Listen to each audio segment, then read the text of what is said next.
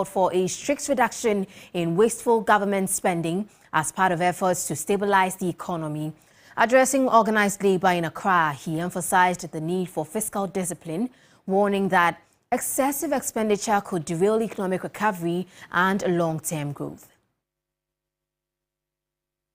We can behave like the ostrich and hide our heads in the sand and let the economy crash. But then what effect will it have on Ghanaian households and everybody? Even we ourselves in Office of Government Machinery cut as much of our budget as you like, because we all must make those sacrifices.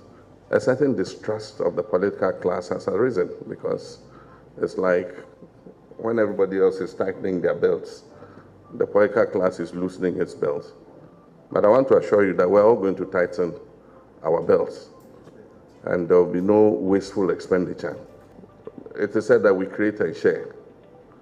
And so let's start cooking the meal now so that we can share when we have created. But right now, the meal is not only insufficient, the cooking pot is even leaking. And so I'll just appeal to you that let's temper our demands for this year. And once we get out of the woods, we've set good targets to bring inflation down so that the cost of everything will come down. In more news tonight, government says it has secured adequate fuel supplies to curtail disruptions in power generation, even as WAPCO has shut down its plant for maintenance. Briefing the media after the first cabinet meeting of government, Minister of State for Government Communication Felix Kwesi says the government is minded about the negative impact of the power disruptions and will not plunge the country in darkness. The threats that we faced at the very onset of this government, which related to the closure of the West African gas pipeline and the failure of the previous government to meet its obligation of providing fuel for thermal power generation, was averted. Government has brought in adequate supplies of fuel, but it is important from time to time to engage the public to address concerns that they may have with the power situation. The Energy Ministry will be doing that in the coming days. The new leadership of the National Petroleum Authority, NPA, has pledged to prioritize the country's fuel security while ensuring affordability. Acting CEO Godwin Kujo Tamaklu says the NPA will engage key stakeholders regularly to maintain a steady fuel supply and prevent disruptions. The acting CEO's remarks come amid reports of fuel shortages in parts of the country and growing concerns over rising prices at the pumps. Our primary goal is the issue of energy security, reliable fuel supply, affordable fuel in the markets. This is going to be our focus. So the whole idea is engineer regulation to achieve this outcome: reliability, affordability. If the product is on the market and our people cannot pay for it, it creates a distortion. He also emphasized the authority's commitment to increasing local participation in Ghana's downstream petroleum industry, stressing that this is key to protecting national interests and strengthening the cedi. Greater emphasis is also going to be on the issue of local contents. We want our people to participate in whatever happens within the entire value chain, so that anytime you talk about downstream petroleum sector, Ghanaians should be the major players in it. Yes, we invite foreign investment into the industry, but priority will be given to our people. If at the end of the day we get the bulk of our products coming from Ghana, the pressure on the Ghana cedi will greatly reduce. And when the pressure reduces and we have stable currency, you're also sure that the impact on pricing would also come down. And that is what will result eventually in lower prices. And now, as part of its commitment to fostering business growth, Payasa has launched its SME Thrive initiative. a strategic program aimed at supporting small and medium enterprises in Ghana with up to 15 million cedis fund to boost growth. The SME Thrive initiative marks Pay Asare's official entry into the Ghanaian market, having secured its full operational license. It is designed to provide financial and strategic support to small and medium-sized businesses, enabling them to scale, enhance productivity, and access seamless digital payment solutions. Ghana, a total population of about 34 million people, constitute about 70% of this market is SME. So what we then came here to do is just to empower the SME space through our payment solutions, through all of the offerings that we have across our own product rail. So we're essentially here to support SME businesses and empower them through payment, exposing them to the world at large. The initiative will also provide SMEs in Ghana access to funding up to 15 million cedis and empower businesses. Our vision is simple, is to build a trusted gateway for the rest of the world to do business with Africa. And that's one of the commitments that we fulfill on a daily basis. And that is what is directly connected to our expansion strategies and directly helping African businesses to be able to not only accept payment from the rest of the world, but to be able to build economic prosperity. 5 SMEs registered with Pay Asare were given the opportunity to pitch their businesses and their societal impact. The overall winner received 45,000 cedis. We came here to participate in the competition, and then we get to work out with the grand prize. So of course we're happy about it. What to do with the money? On board more tenants. Essentially what our business is about is providing credit to tenants such that so that tenants don't pay rent in bulk, as is the dynamic in Ghana. We pre-finance rent for people, we take on their leases so that they can pay rent on a monthly basis with some flexibility. We'll now take your attention to V Africa. The Ghana Tourism Authority and QNet, who have joined forces to build strategic partnerships aimed at enhancing tourism, stimulating business growth and boosting media engagement. There's more in the following report. The collaboration is designed to empower and strengthen ties among these organizations, creating opportunities, contributing to Ghana's tourism development and fostering stronger relationships. Naresh Balasubramaniam, CEO of V Global Management, emphasized the significance of their presence and the importance of these partnerships. We are deeply honored to contribute to this mission, not just as visitors, but as partners who share a vision for economic empowerment, community upliftment, and global recognition of Ghana's potential. At V Global, we believe that tourism is not just about exploring new places. It is about creating lasting impact. Chief Marketing Officer of QNet, Trevor Kuna, highlighted QNet's relevance and contributions in Ghana. Small to medium enterprise business owners, young women, basically the underserved communities that don't understand financial literacy, that are falling victim to these financial scams or these predatory lending practices. We are helping them and we are empowering them with financial literacy here in Ghana. Efua Huajeto, CEO of Ghana Tourism Authority, underlined the limitless opportunities that the collaboration would bring.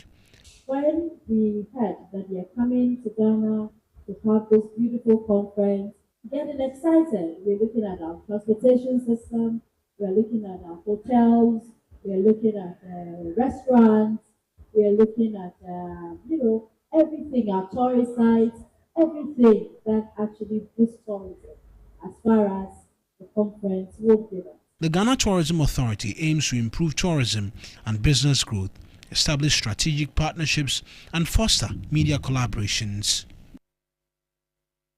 Well, that's how we end the business segment on News 360. My name is Menu.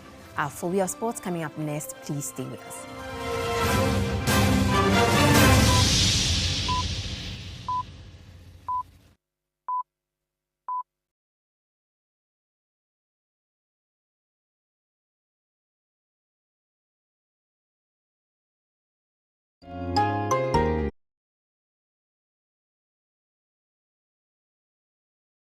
Everywhere. It's me like no other. So anytime you walk and play, you like no other. You are special like Indomie.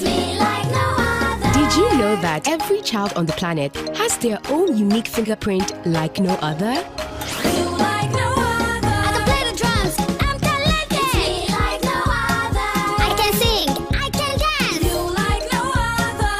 As well as their own unique talents and abilities. I can cook, I can paint. You like no other. You like no other. So every day, in whatever you do, remember you are special in your own way, like no other. Thank you, Mom, for letting me know I'm special and for making me my special Indomie. Thank you, Mommy. I love my Indomie. This advert is FDA approved. My head really aches, feeling cold and feverish. Sorry. I know the solution to your problem. It is Procode. Procode? I bought some 3 days ago, but I'm not seeing any improvement. You can even have a look. Let me look at it. This is fake. Let's go to the drugstore. Please, we want Procode. No, not this. Oh, but this does the same work, and it's even far cheaper. No, we insist you give us Procode from Kojak. I don't understand why people give this fake Procode, and where they don't give the fake one, then they give you a similar one with a different name and tell you it works the same. But it is not so. The only Procode we know is from Kojak.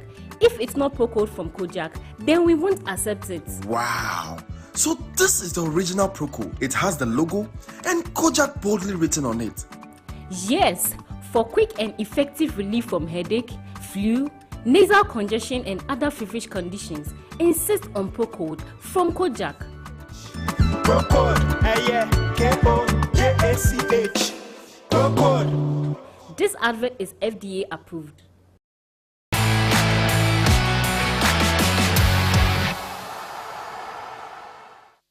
Hello, good evening and welcome to the sports segment on News 360 with me, Oreku Ampofo.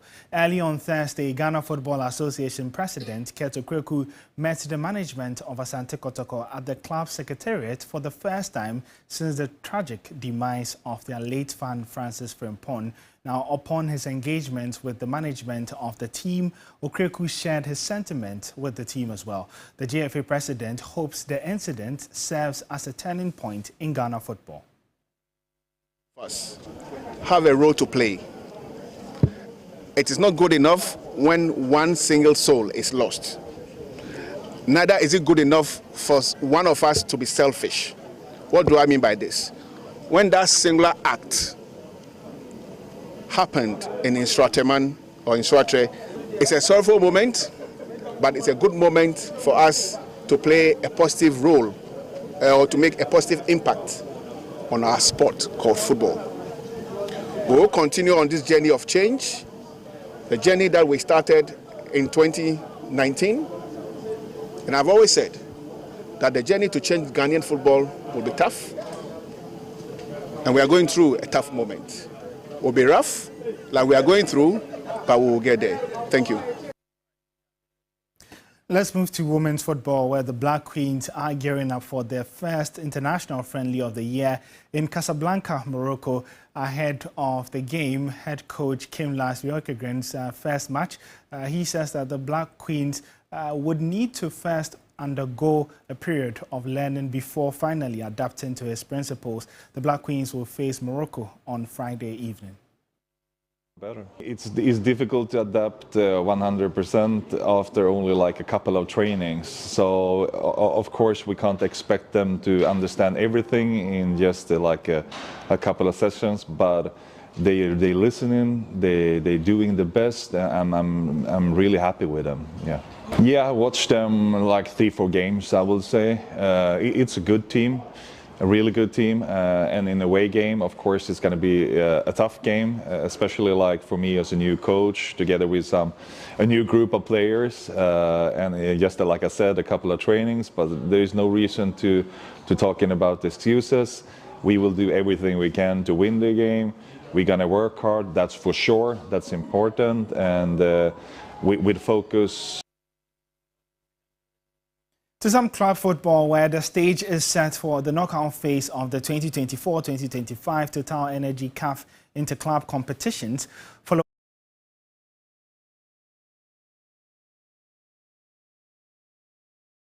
Thursday. Let's take a look at the fixtures from the draw which took place in Doha, Qatar. And so for the Confederations Cup, South African side Stellenbosch FC host Zamalek in the first leg, and then ASEC Mimosa from Ivory Coast would be facing RS Berkane. CS Constantine face USM Alger in an all-Algerian tie, and then Al Masry SC face Simba SC. For the Champions League, where the real giants would be defending champions Al Ahly face Al Hilal from Sudan, which should be an interesting matchup. Pyramids are home against AS FAR. Mamelodi Sundowns would be facing ES Tunis, and then lastly, MC Alger face South African side Orlando Pirates. Let's now cross over to African football expert Nuhu Adams for some more perspective on the draw. Beyond the quarterfinals, the semi-final likely pairing of USM Alger and RS Berkane is going to awaken last year's controversies. You remember the map in JC controversy, which prevented USM Alger from playing against RS Berkane, with Berkane getting walk over to the final. So we are in for interesting fixtures in the CAF Confederation. I mean, the CAF Champions League.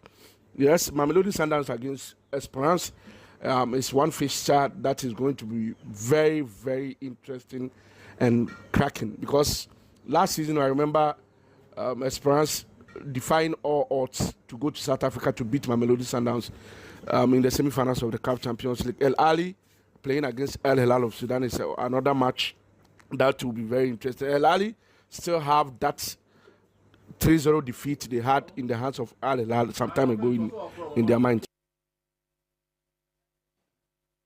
To some international football, where former Spanish Football Federation President Luis Rubiales has been found guilty of sexual assault. Spain's High Court found the former president of the Spanish Federation kissed Jenny Hermoso without consent during the medal ceremony after Spain won the Women's World Cup in August 2023.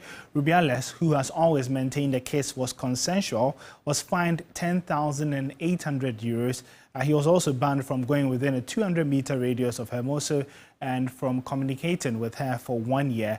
Rubiales was acquitted of coercion for allegedly trying to pressure Hermoso into saying publicly that the kiss was consensual.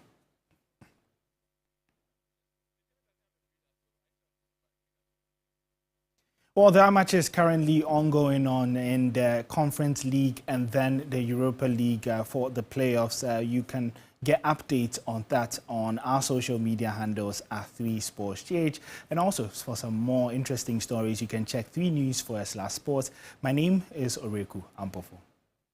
This news segment is brought to you by Napa Foods, Heaven Black Insecticide Spray and Coil, powered by 3 Entertainment.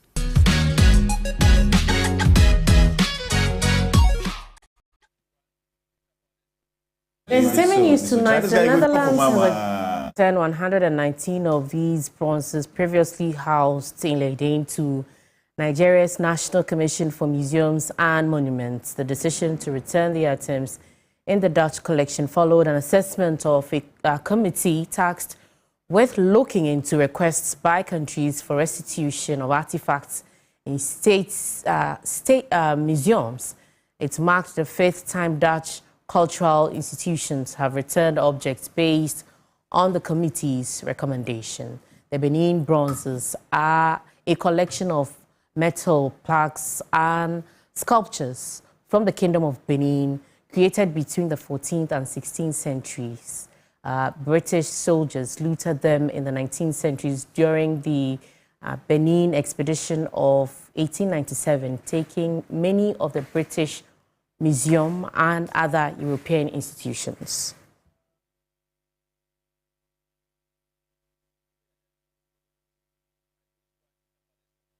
Also, Amazon's MGM Studios will take creative control of the James Bond film franchise through a joint venture with longtime rights holder Michael Wilson and Barbara Broccoli.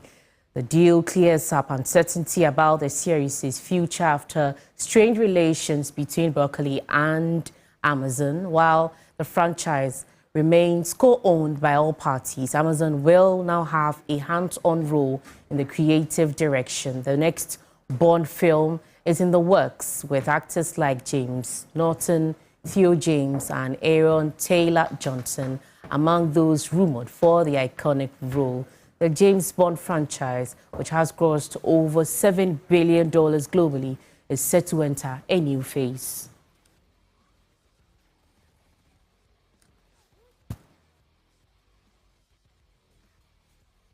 Let's now go for some sport of international news.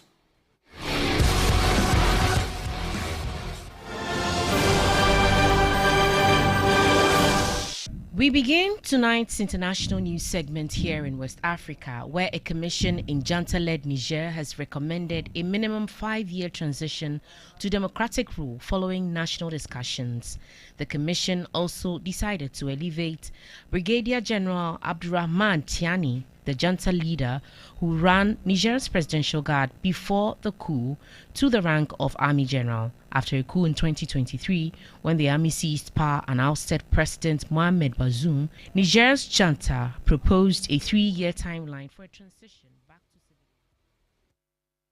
Right, so that's all for News 360. For more news, you can log on to our website. It's www.3news.com. My name is Kwesi Asare. And I'm Aisha Yakubu Khalid. Have a good evening.